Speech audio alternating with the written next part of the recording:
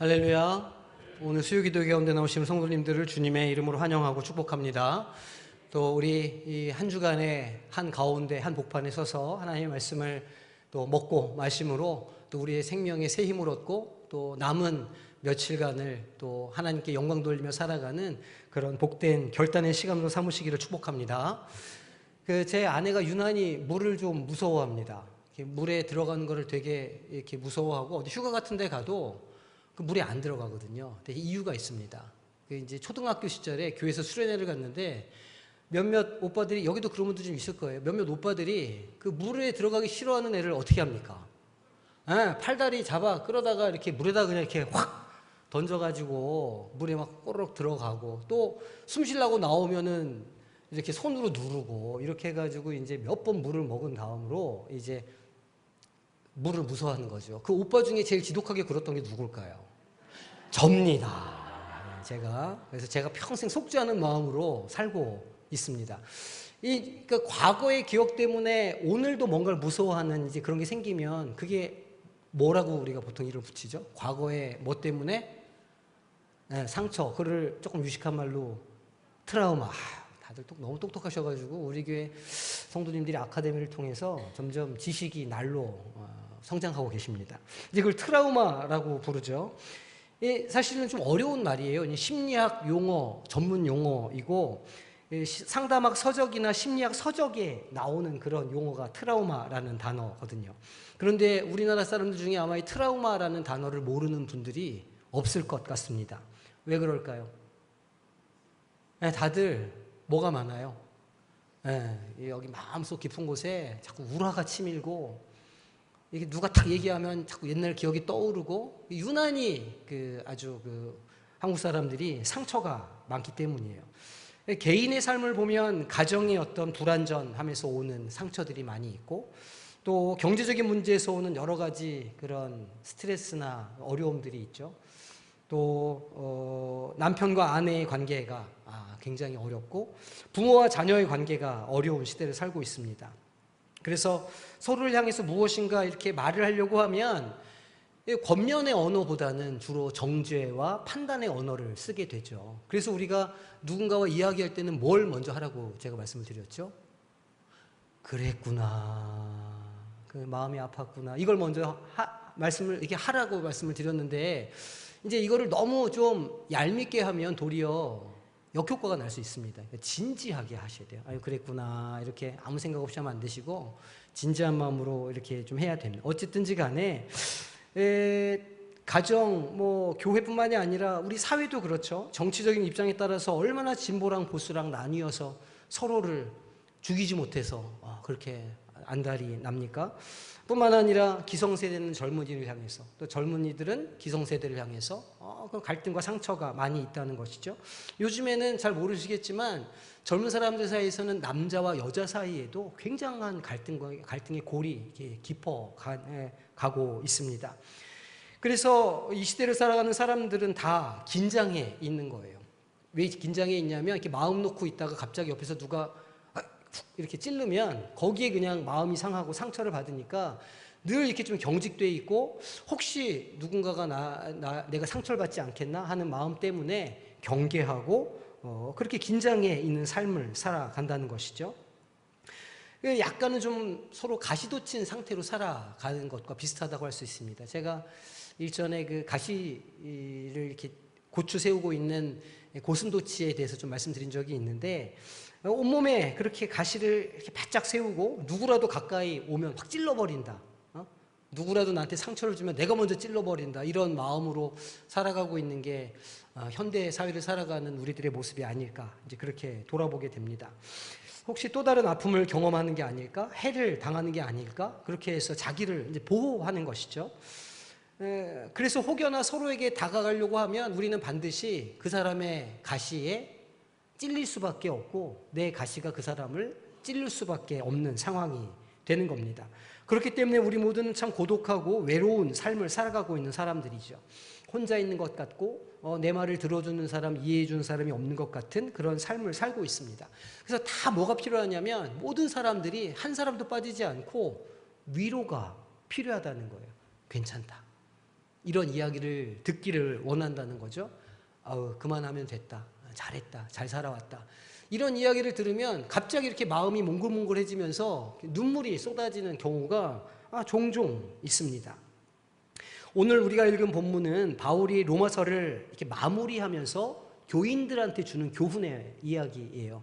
교훈이지만 권면의 언어, 권면의 모습을 가지고 있는 교훈의 말을 하고 있습니다. 우리가 잘 아는 것처럼 바울 서신들은 어떤 것인지 반으로 이렇게 나누어질 수가 있어요. 그래서 앞에 부분은 이 신학적인 어떤 이론이나 어떤 배경들에 대해서 설명한다고 그러면 나머지 반은 그것을 어떻게 삶에서 실천하고 적용할 것인가, 이렇게 이제 보통 구분을 짓습니다. 로마서를 보면 11장까지가 교리편이고 12장부터는 16장까지가 실천편이라 이렇게 말할 수가 있죠. 갈라디아서를 따져보면 1장에서 4장까지가 교리고 5장, 6장이 실천편이라 이렇게 이제 우리가 이해할 수 있습니다. 오늘 우리가 읽은 본문은 로마서 실천편의 결론 부분이라 이렇게 이제 말할 수 있는데요. 바울 서신의 놀라운 점은 그 실천편의 모든 언어가 어떤 판단이나 정죄나 명령이 아니라 위로와 권면의 언어로 이루어져 있다는 점입니다. 그러니까 일방적으로 무엇을 하라고 하거나 이거 안 하면 너희들은 심판에 이를 거야 라고 하는 그런 폭력적인 방식의 언어를 전혀 사용하지 않고 로마 교회 교인들이 신앙으로 잘 들어갈 수, 신앙의 길을 잘 갈 수 있도록 안내하고 인도하고 있다는 그런 것이죠. 우리는 때로 우리의 가족들이나 또 사랑하는 사람들에게 조언을 할 때가 있습니다. 또 가르침을 줄 때도 있죠.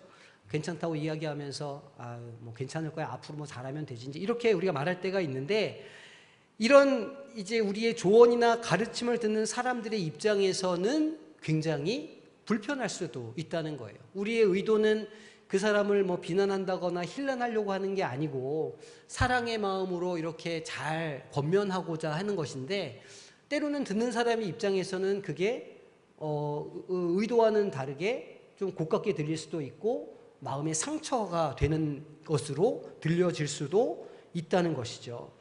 완전한 공감과 이해 없이, 그러니까 사랑의 마음이 제대로 담겨지지 않은 채로 전해지는 조언은 그것이 아무리 좋은 말이라고 할지라도 듣는 사람의 마음을 열거나 녹이거나 위로할 수 없다는 걸 우리는 반드시 기억해야 됩니다. 그러니까 맞는 말이라고 다 할 수 있는 건 아니라는 것이죠. 아무리 옳은 이야기더라도 그 이야기를 담는 그릇이 사랑의 그릇이요, 권면의 그릇이요, 위로의 그릇이 될 때 비로소 그 말이 힘을 갖게 되고 능력을 가질 수 있게 된다는 겁니다. 오늘 우리가 바울서 신서를 통해서 아마 그런 면들을 좀 볼 수 있을 것 같습니다. 조언하는 자의 마음이 담긴 사랑이 먼저 전해져야 거기에 담겨있는 조언도 위로가 되거나 권면의 언어가 될 수 있다는 것이죠. 그러니까 우리는 어떤 조언을 먼저 하는 사람이기보다는 사랑을 고백하는 사람이 되어야 한다는 거예요. 무엇인가를 우리가 표현하고자 할 때, 무엇인가 대화하고자 할 때 어떤 정보 전달을 먼저 하는 사람이 되기 이전에 우리는 사랑을 고백하는 사람이 되어야 한다는 겁니다. 우리 옆에 있는 분들과 한번 얘기해 볼까요? 사랑합니다. 네.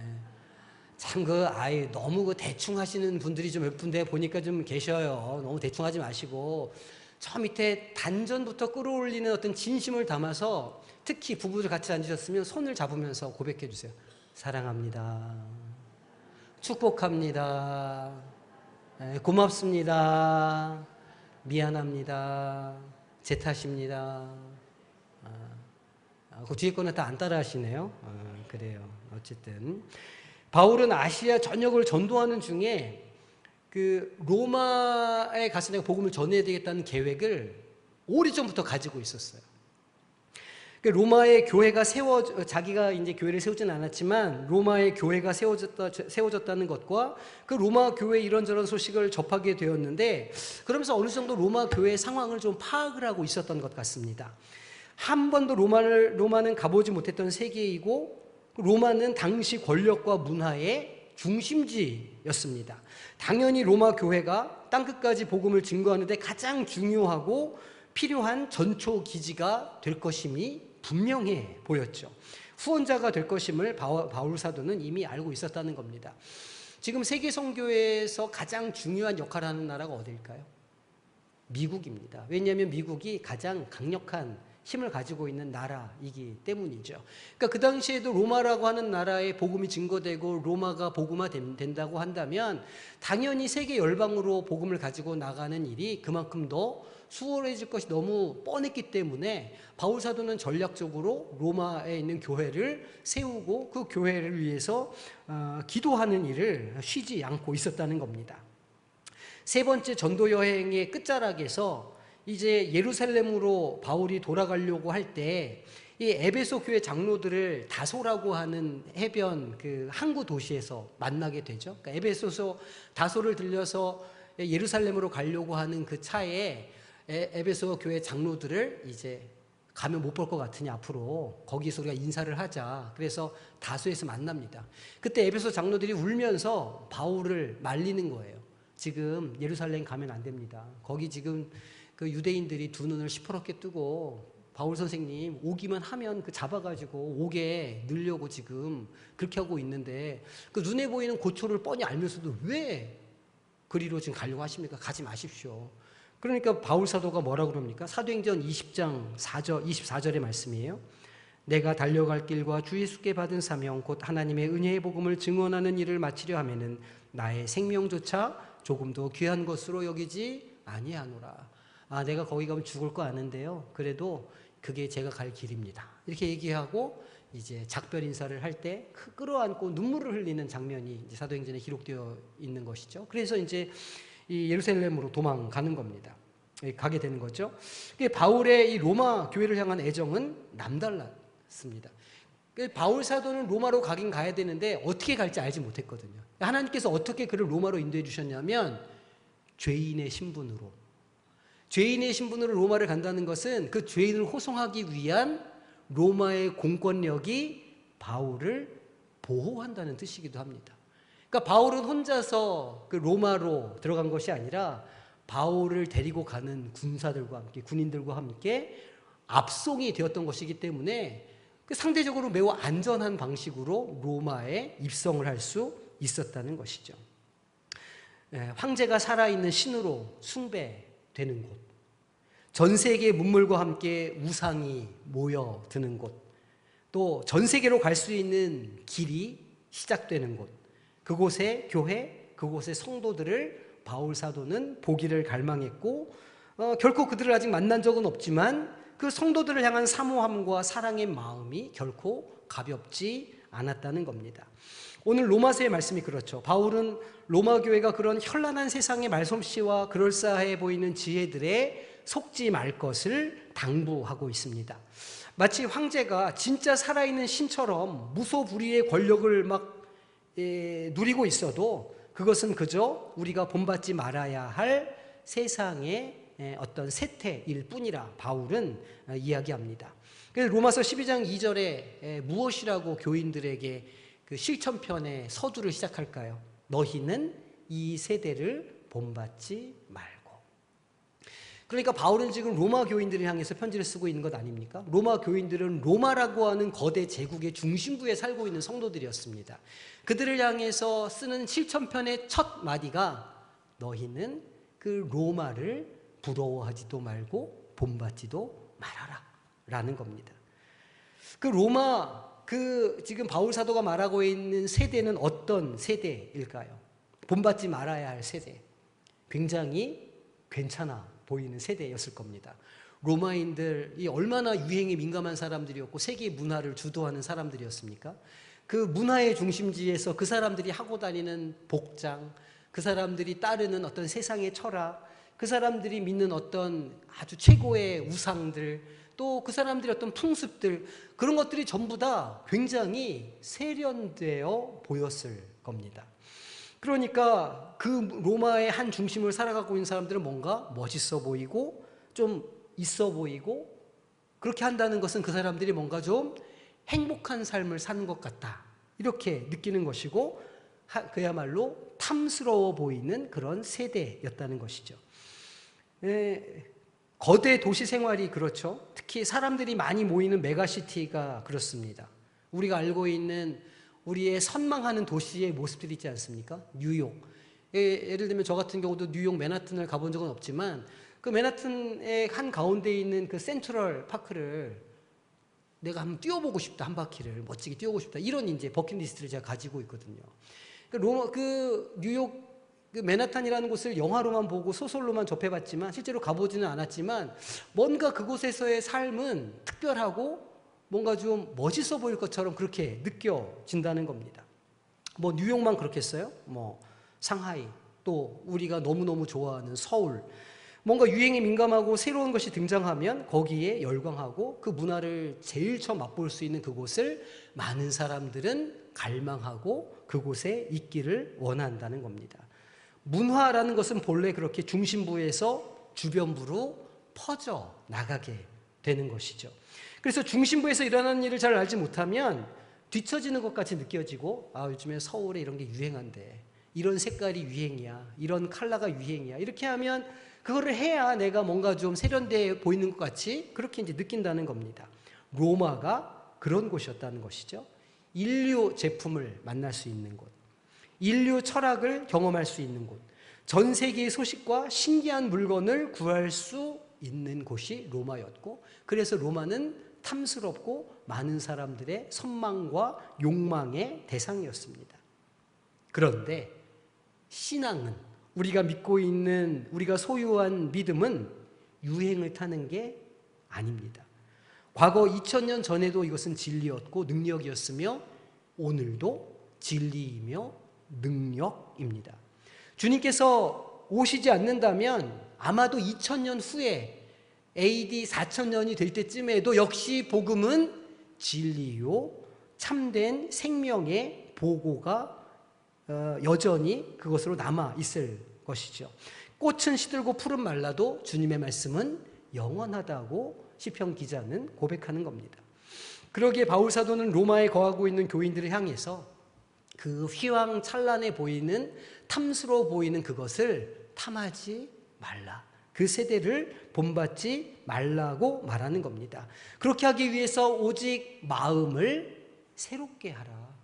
그 이 세대에 물들어가는 그 마음을 매일매일 새롭게 해서 하나님의 말씀에 거해야 된다. 그렇게 해서 하나님의 선하시고 기뻐하시고 온전하신 뜻이 무엇인지 매일매일 분별하며 신앙을 지켜야 된다라고 권면하고 있는 겁니다. 그리고 나서 12장 이후로 이어지는 내용은 우리가 서로 한 지체이기 때문에, 한 몸이기 때문에 서로 사랑하며 살아가라라고 하는 당부가 이어지고 있는 것이죠. 12장 후반절을 보면 로마서에 산상수훈이라는 별명이 붙어 있을 정도로 서로를 향한 사랑을 강조합니다. 12장 18절에 이렇게 말하죠. 할 수 있거든 너희로서는 모든 사람과 더불어 화목하라 말합니다. 모든 사람과, 여기서 말하는 모든 사람에는 차별이 없는 사랑을 말합니다.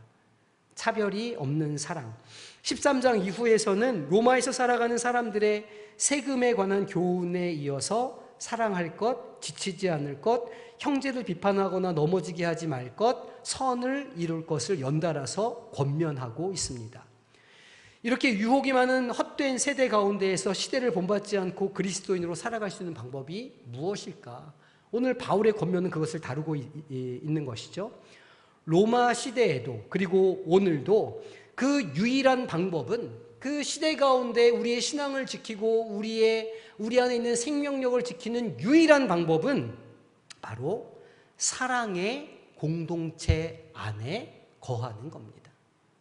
사랑의 가정 안에 거하고 사랑이 풍성한 교회 안에 거할 때 우리는 우리가 가지고 있는 진리를 잘 지킬 수 있고 그것이 가지고 있는 생명력이 계속 자라나가게 할 수 있다는 것이죠. 바울 사도는 당시 로마 교인들에게 이야기하고 있고, 그리고 오늘 우리에게도 같은 이야기를 전해주고 있습니다. 정말 그렇게 생각되지 않으십니까? 시대에 뒤처지지 않기 위해서 이것저것 배우고 사람들 틈에 끼려고 발버둥 치지만 결코 그 어디에서도 우리는 우리의 연약함이나 미련함이나 우리의 본래 모습에 대해서 드러낼 수 없다는 겁니다. 적어도 세상에서 그것을 드러냈다가는 우리는 그저 낙오자가 되고 바보 천치가 될 뿐입니다. 연약함을 드러내면 안 되고 미련함도 들켜서는 안 됩니다. 어쨌든지 간에 강해 보여야 하고 똑똑해 보여야 합니다. 그래야 경쟁에서 살아남을 수 있고 뒤처지지 않기 때문이죠.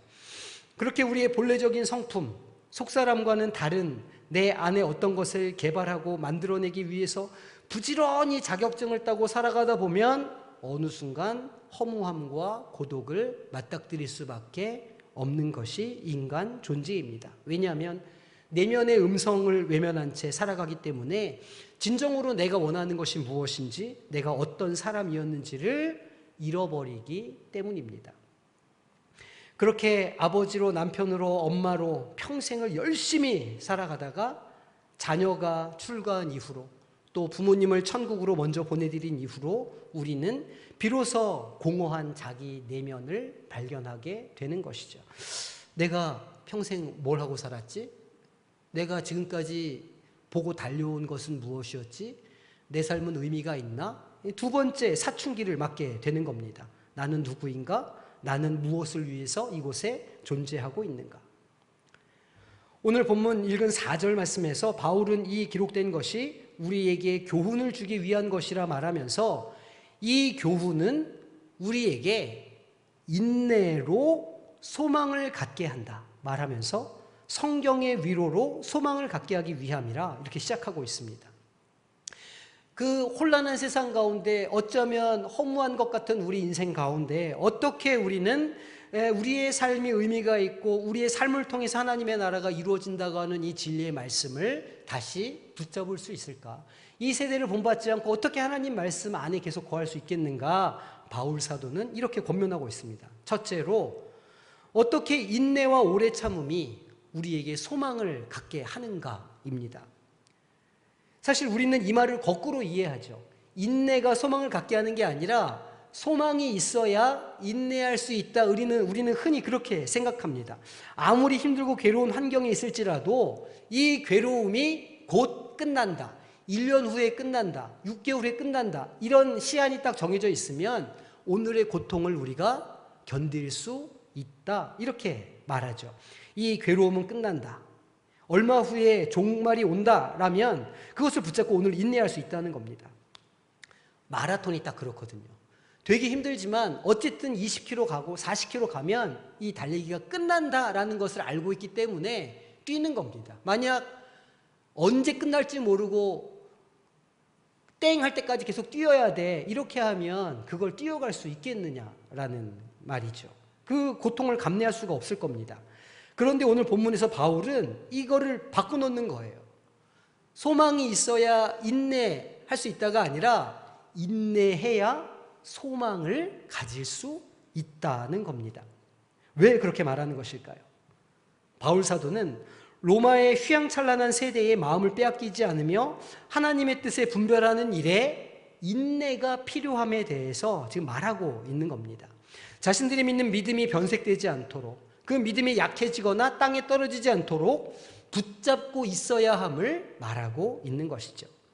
시대의 유혹을 견디는 인내, 편법이나 쉬운 길로 가려고 하는 본성을 이겨내는 인내, 포기하고 싶은 마음을 참는 인내를 가지라고 권면하고 있습니다.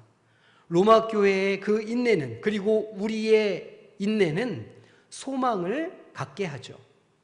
인내하는 사람만 소망을 품게 됩니다.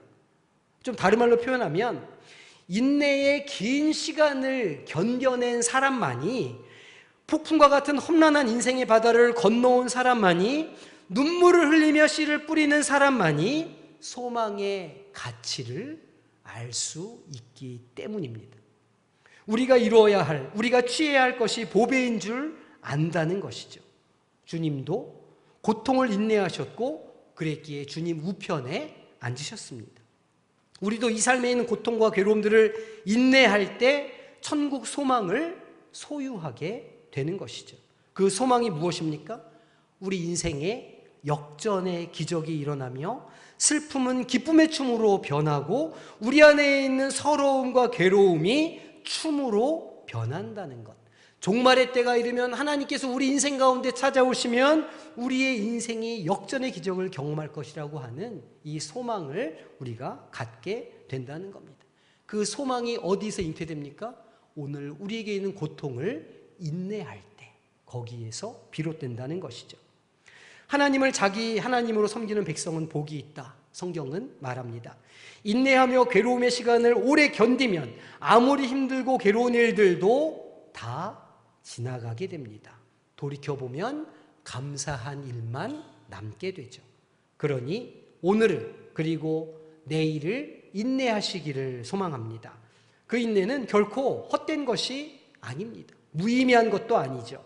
그 인내를 통해서 하나님께서 하나님의 때, 주님의 때를 만드시고 주님의 때에 역사하시기 때문입니다.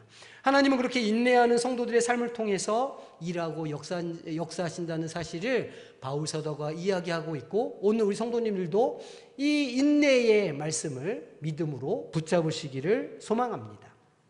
두 번째로, 성경의 위로가 소망을 갖게 한다. 바울 사도는 이렇게 말하고 있습니다. 이 위로는 하나님의 말씀을 붙잡고자 노력하는 사람들에게 주어지는 선물과도 같다는 것이죠.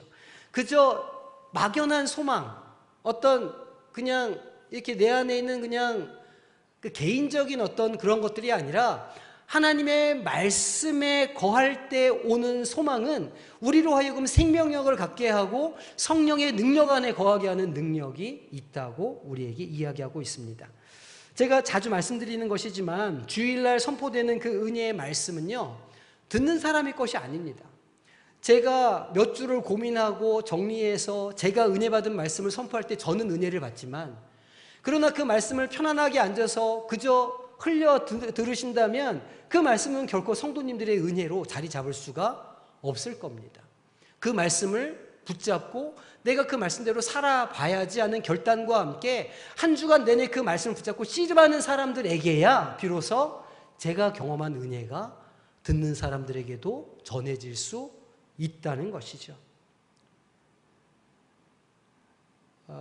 쉽게 배운 것들은 쉽게 잊어버린다, 그런 이야기를 합니다.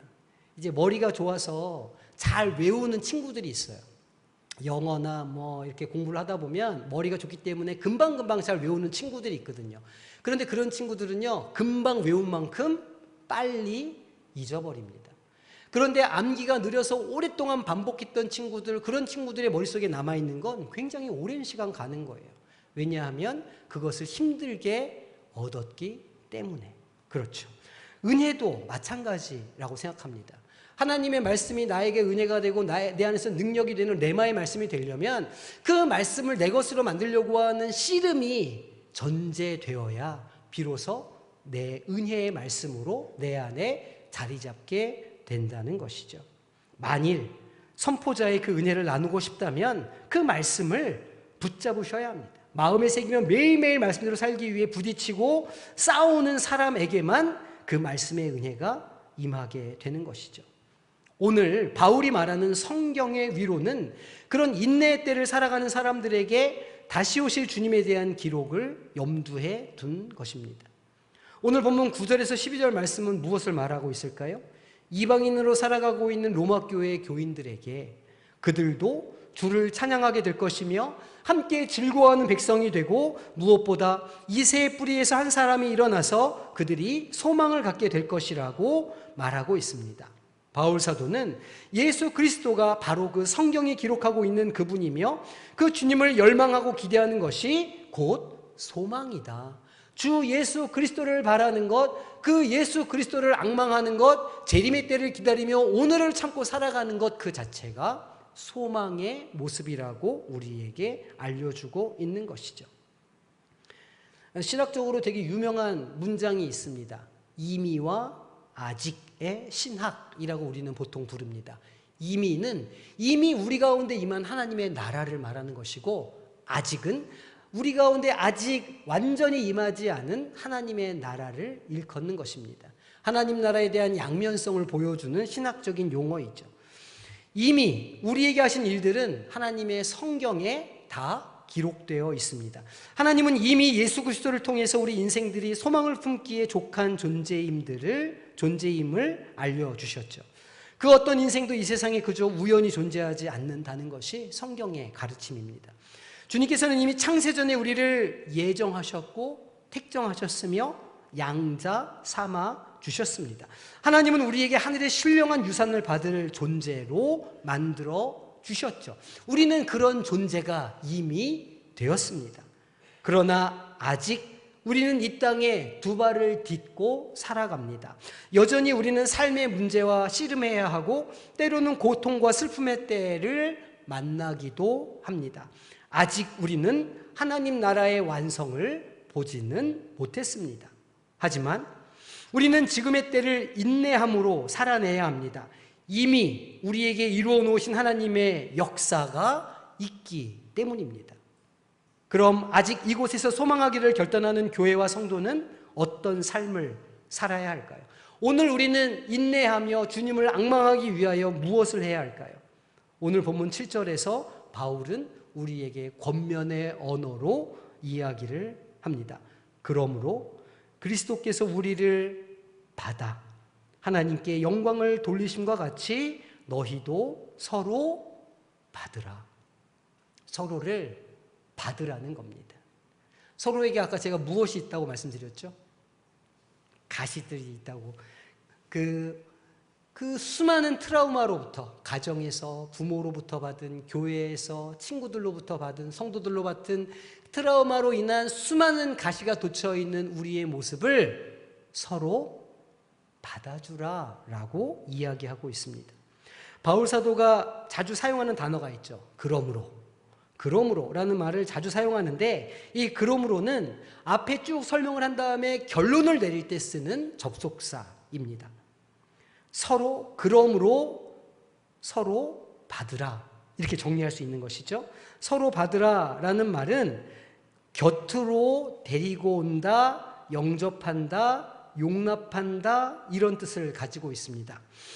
그리스도께서 우리를 받아 주신 것처럼 서로 받으라 말하고 있는데, 예수님께서 우리를 어떻게 받아 주셨을까요? 어떻게 우리 곁으로 우리를 두셨습니까? 제가 서두에 고슴도치 이야기를 해드렸는데, 가까이 다가가면 서로에게 찔려서도 아파지는 존재들이라고 제가 말씀드렸죠. 부부가 그렇고, 부모와 자식이 그렇고, 성도 간에 그렇고, 여러 가지 상처들을 안고 살아가는데, 도대체 우리가 어떻게 상처를 치유하며 서로를 받아주는 존재, 서로를 품어주고 감싸주는 존재가 될 수 있겠는가? 바울 사도는 주님께서 우리를 받으셨기 때문에 라고 말하고 있습니다. 주님의 머리에 씌워진 가시관을 한번 떠올려 보십시오. 성경에는 자녀는 부모의 면류관이라 이렇게 말하고 있지 않습니까? 주님의 면류관, 그 가시 면류관, 주님의 자녀들, 그 머리에 씌워진 가시 면류관은 사실은 우리들이었을 겁니다. 온몸에 가시가 돋아있는, 좀처럼 누군가를 받아들여지지도 않는 외롭고 고독하며 상처 입은 고슴도치와 같은 우리들을 주님께서는 그 머리에 면류관으로 찔리며 받아주셨다는 것이죠. 오시지 말라고 해도, 나는 주님을 모른다고 해도 주님은 우리에게 먼저 다가오시며 우리의 가시에 찔리시고 우리를 받아주십니다. 주님의 옆구리를 찔렀던 병정의 창을 한번 생각해 보십시오. 역사적으로 로기누스의 창이라 이렇게 부르는 창입니다. 우리의 말은 날카로운 창이 되어서 누군가를 찌르고 헤집어 놓죠. 스스로도 그렇게 찔려본 적이 있기 때문에 마음속에 분노와 복수의 감정이 남아 있을지도 모르겠습니다. 그리고 누군가를 찌를 준비를 하면서 그렇게 기다리고 있다가 때가 되면 누군가를 찌르죠. 그런데 주님이 대신 찔려 주셨다는 겁니다. 그 창을 물과 피로 녹이셨죠. 자기 육체로 막힌 담을 하셨고, 그래서 하나님과 우리가 여기 앉아있는 모두가 하나가 될 수 있는 길을 여셨습니다. 자기 육체로 피 흘림으로 그렇게 먼저 우리를 받아주셨다는 것이죠. 주님께서 살을 주시고 피를 흘려주셨던 것처럼 이제 우리도 서로를 위하여 우리의 살을 내어주고 피를 내어주는 관계로 나아갈 수가 있는 겁니다. 그것이 인내의 모습이요, 사랑의 모습인 것이죠. 그래서 바울 사도는 말하는 겁니다. 서로 받으라. 주님이 우리를 받으신 것처럼 서로 받아주라 라는 겁니다. 만약 오늘 나를 누군가가 받아준다면 제 심령에 비로소 소망이 자라기 시작할 겁니다. 주님 안에서 우리가 행하는 자비와 용서, 이 톨레랑스라고 부르는 이 관용은 교회가 보여줄 수 있는 가장 큰 능력이며 기적이라고 할 수 있죠. 주님께서 당신을 받아주셨습니다. 주님께서 당신을 용서해 주셨습니다. 당신의 빚을 주님께서 탕감해 주셨습니다. 그러니 당신도 누군가를 받아주어야 합니다. 탕감해 주어야 합니다. 당신 마음속에 있는 미움과 원한을 주님 앞에 내려놓으십시오 라고 바울 사도가 말할 때 그것을 마음의 진정으로 받고 이 말씀에 순종하는 사람들의 심령에 새로운 일들이 일어나기 시작하는 겁니다. 그것을 받아주는 사람의 심령에도 비로소 소망이 자라기 시작하고 그렇게 나를 받아준 누군가로 인해서 내 마음에 소망이 자라기 시작한다는 것이죠. 비로소 주님의 긍휼이 흘러가는 역사가 일어나기 시작합니다. 생명이 자라나게 되고 속사람이 건강을 찾게 되는 것이죠. 한번 떠올려 보십시오. 내가 미워하는 사람, 나를 되게 억울하게 만들었던 사람, 내가 그 생각만 하면 속에 우라가 치미는데 내 안에 원한을 만든 그 사람, 잘 모르는 사람은 그런 원한을 만들지 않습니다. 내가 관심이 없는 그 사람은 나한테 그런 원한을 만들어주지 않아요. 나에게 상처를 주고 나에게 원한을 만들어주는 사람은 내가 사랑했던 사람, 내가 마음을 열었던 사람, 나에게 가장 가까웠던 사람이 나에게 원한을 만드는 사람들이죠. 그리고 그 사람들과 동시에 나를 받아주시는 주님을 한번 떠올려 보십시오. 내 가시를 받아주시는 주님, 나는 주님 앞에 10,000달란트 탕감받은 자입니다 라고 고백할 필요가 있는 것이죠. 말씀드린 것처럼 이 말씀으로 위로를 받고 말씀으로 새롭게 되는 사람의 조건은 말씀대로 행하는 자에게, 그 말씀대로 살아보는 자에게 임하는 것입니다. 교회는 주님의 양자된 자녀들의 모임입니다. 여기 앉은 우리 모두는 하나님의 아들이요 딸이라는 이야기죠. 그렇기 때문에 우리는 교회에서 형제님, 자매님 이렇게 부르는 것 아닙니까? 아버지가 한 분이시니까. 당연히 자녀는 부모를 닮아가야 됩니다. 자녀가 자라면 자랄수록 엄마도 안 닮고 아빠도 안 닮아 있으면 어떻게 합니까? 닮아가야 되는 게 인지상정이죠. 정말 그렇죠? 아물지 않은 상처에서 비롯되는 예수 그리스도를 닮지 않는 교인, 행함이 없는 믿음, 기름이 채워지지 않은 등불은 아무런 능력이 그 안에서 생겨날 수 없습니다. 트라우마를 극복하는 방법은 서로 받아주는 것밖에 없죠. 가시에 내가 비록 찔릴지언정 내가 당신을 받아주겠습니다 라고 결단하고 찔리고 아파도 안아주시기를 바랍니다. 그것이 성도의 삶이요 행복가정 앞으로 가기 위한 우리의 본질적인 신앙의 모습이어야 하죠. 하나님께서는 모든 성광의 권속들이 성도라고 하는 이름에 걸맞는 삶, 즉 받아주고 용납하는 삶을 살아가시기를 원하십니다. 그래서 누구라도 성광의 권속들이 머물던 그 자리에 누군가의 가시를 받아주었기 때문에 흐르는 보혈의 향기를 진하게 남기는 우리 성광의 모든 권속들, 무엇보다 서로를 위로의 언어로 축복하면서 소망을 자라게 해주는 성도님들이 되시기를 주님의 이름으로 축복합니다. 우리 한 사람 한 사람이 서로를 받아주기 시작할 때 우리가 꿈꾸는 교회, 우리가 꿈꾸는 가정을 세워갈 수 있을 줄로 믿습니다. 서로를 받아주는 우리 모든 성도님들이 되시기를 주님의 이름으로 축복합니다. 기도하겠습니다. 하나님 감사합니다. 오늘 우리를 불러주셨습니다. 우리를 받아주셨습니다. 피를 흘리시고 물을 내시며 우리를 받아주시고 용납해 주셨사온데 우리도 서로를 받는 삶을 살게 하여 주시고 그래서 그 과정 가운데 참된 소망을 가지고 이 땅의 삶을 살아갈 수 있는 우리 모두가 되게 하여 주시옵소서. 예수님의 이름으로 기도하옵나이다. 아멘.